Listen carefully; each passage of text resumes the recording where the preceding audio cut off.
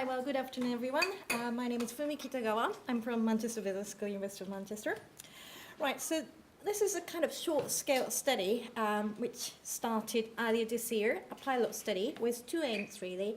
First, to understand the nature of the EngD impact, what the EngD impact is, really, and also, secondly, to identify how it can be best evidenced. So the research sort of took place between March and October this year. And it was sort of done by me and a small research team. So it was independent research, but it was sponsored and supported by AEngD and also EPSRC. And the presentation today is a snapshot of the findings so far, and the final report is being finalized now. So hopefully it will be available shortly.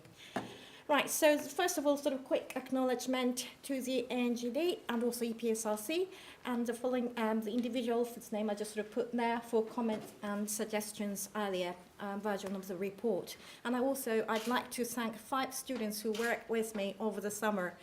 Without their really hard work, the data collection wasn't possible, so I just wanted to add thanks at the beginning. So the focus of this impact study are mainly 2 targets. First one is industry partners, and secondly, research engineers. What happened after the EngD program? So the alumni of EngD graduates, EngD graduates. So how was it done? It started with a desktop research. We kind of reviewed a number of impact studies on collaborative doctorate programs and collaborative R&D project and so forth. And then after that, in communication with the EngD and also EPSRC, we had an access to 18 IDC midterm review, which was submitted to the EPSRC in May 2011.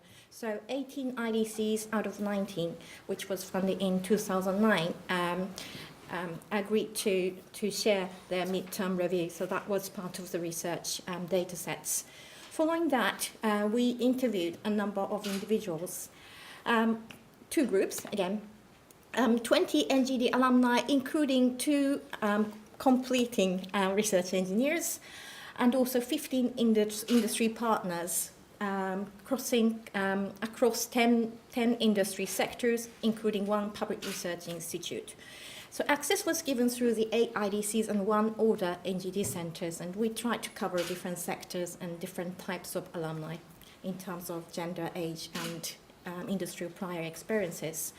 And in order to complement these qualitative interviews, we look at the HESA Higher Education Statistics Agency Destinations of Leavers of Higher Education survey, daily survey, and we look at 3-year cohort of EngD graduates between 2008, 2009 to 2010, 2011. So this is sort of 3-year cohort who graduated from EngD program, and the data was matched for 125 EngD graduates. And also we were able to compare that with 201 industrial case PhD students, which is to some extent similar collaborative research training program. So this is a kind of how the study was conducted. Right. And how are we going to sort of conceptualize the EngD impact? It's obviously quite complex. Impact are captured at individual level, like research engineers, individual, and also EngD alumni, and organizational level at the sponsoring company, and also IDC has got a number of impacts in there, and impacts are found at sector level across industry, and also including higher education as a sort of sector, if you like.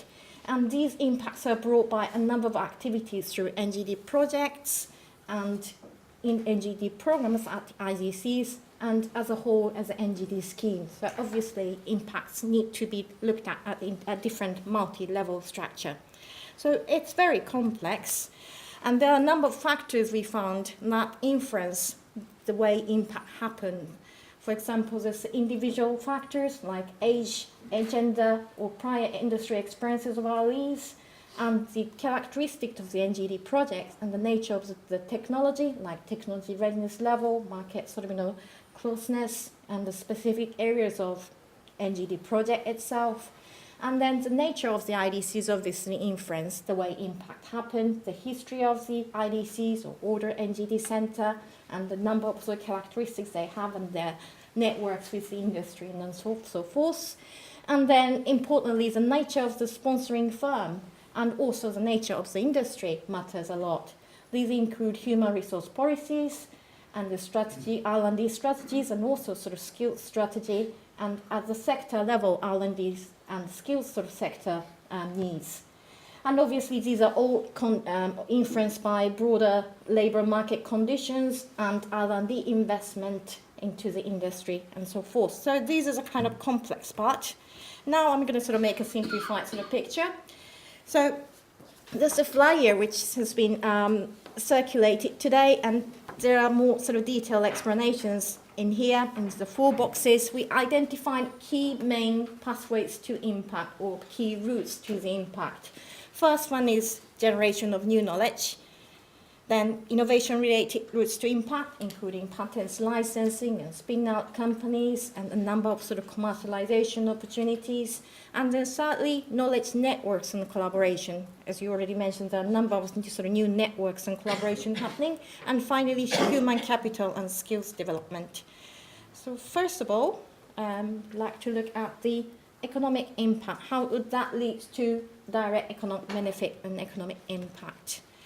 I've sort of adopted this framework from the recent study done by DTZ for EPSRC. It's an impact study on Innovative Manufacturing Research Center, published in 2011, and I applied it to EngD and tried to identify sort of figures available from the midterm review.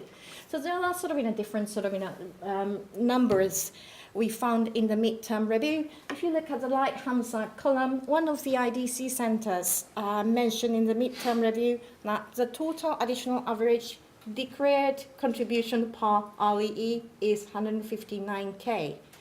So EPSRC contribution per RE is 90K. So this equates, I just did this final calculation bit, this means a leverage of an additional £1.77 for every £1 invested by EPSRC. So there are different ways of showing economic by impact, but this is just one example. Right, next, I just want to sort of focus a little bit on human capital and skills development. Right, so here's the destination levers of HE survey 2008, 9 to 10, 11. So this is very much the initial analysis, so this needs more deeper study. But overall, the starting point was that there's not much systematic data and analysis of EngD graduate sort of destinations, where the graduates are, what they do, what the features are. There are data at individual center level, but across the center, there aren't many sort of information available. So we look at EngD graduate, and also as a comparison, we look at industrial case students. So these are sort of numbers which were available. Right, so first of all, EngD graduate seems to be slightly older than industrial case PhD. About 38% of EngD graduates are over 30 years old, as opposed to 22% of industrial case PhD.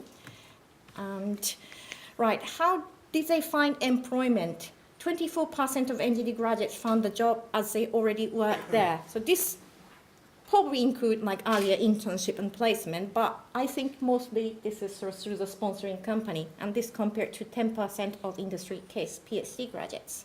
And also, interestingly, 91% of EngD graduates are in full-time paid work after the program, as opposed to 80% of industry case PhD graduates. Right, where do they go? 80% of EngD graduates work in non-academic sector. The top one is manufacturing, followed by professional, scientific, and technical activities. And the third one is education, so I kind of saw it as an academic, so, and then followed by other areas. And case industry PhD destination, 66% goes to non-academic, but the top one is education, so more academic sort of destinations for case PhD graduates case. And in terms of salaries, there's some information available in the DLHE survey.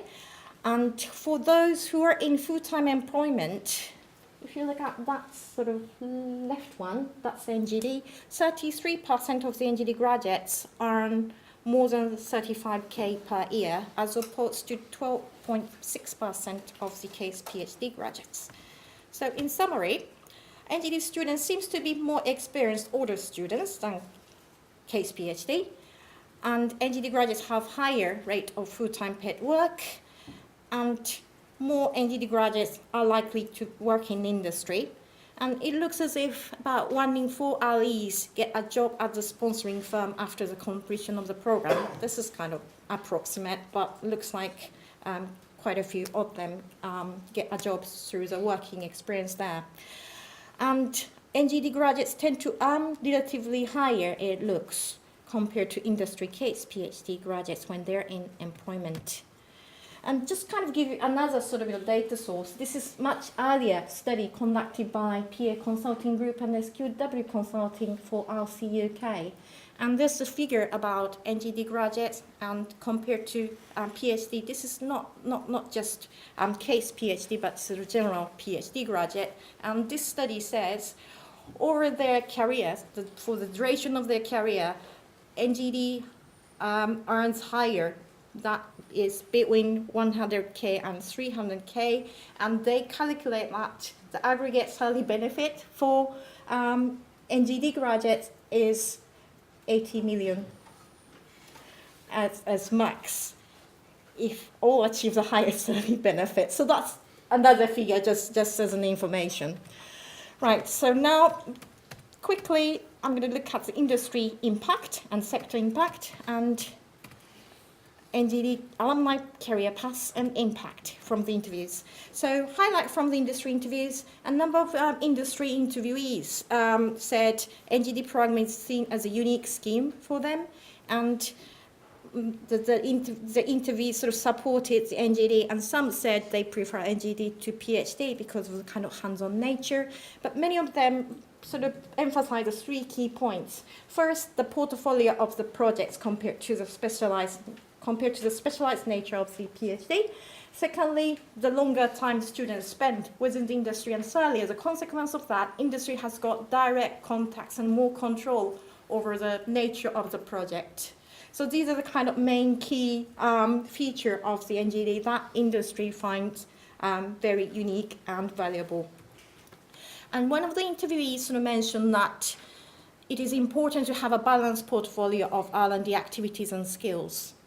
And the same person argued that different center types, CDTs and IDCs, are important because they're complementary in terms of the R&D activities across industry sectors, covering different scopes of technology and different types of skills needed for the future leadership and technical research in industry. Just kind of as a quote, as an example. And there are a number of sort of good practices which we found in the interviews. Some industry partners have kind of very systematic monitoring mechanisms through the EngD project, and some rewarding and recognition for REs for their achievement throughout their project works. And one of the sort of interesting interview is with retail, and the person in the industry partner person sort of told us that the EngD projects, there are 2 of them, and the technology, the outcome was rolled out immediately during the EngD project, and the estimated cost saving is 5 million. So it's not just UK, but the inference is sort of international as well. So that's kind of one of the distinctive impact we encountered through the interview process. And some industry partners sort of mentioned they send employees to the training courses as part of the EngD for the continuing professional development of the employees. So it's not just RE and it's not industry supervisor, but there's a kind of wider organizational capability building processes with the EngD program. And some sort of, sectors have got wider approach, sector-wide problem-solving approach, and IDC seems to be a kind of sort of central focal point for the sectoral collaboration. And there are some examples of co-sponsoring EngD project between sort of several industry partners. So that's kind of another example we encountered through the interviews. Just sort of one slide about the alumni interviews. There are different sort of career sort of types of the EngD alumni in terms of prior experiences and post sort of EngD experiences. And it looks as if quite a few of them expanded from purely technical R&D career to more management type of roles after the EngD. And a number was mentioned that the business management related training as part of the EngD really helped advance their career and their professional development. And as already Patrick mentioned, the link to the chartered engineering stage was mentioned throughout the interviews as well. And a couple of them said the EngD experiences really accelerated their professional qualification journey, if you like. Right, so final two slides to sum up. Key recommendation from the industry interview findings. Right, the nature and diversity of industry sponsors needs to be more highlighted in terms of why they want to work with EngD projects. There are different motivations, and there are different R&D and skill needs. Why private sector want to spend R&D through the EngD project? There are a number of sort of different reasons and motivations. And what are the perceived barriers for collaboration, particularly small and medium sort of enterprises?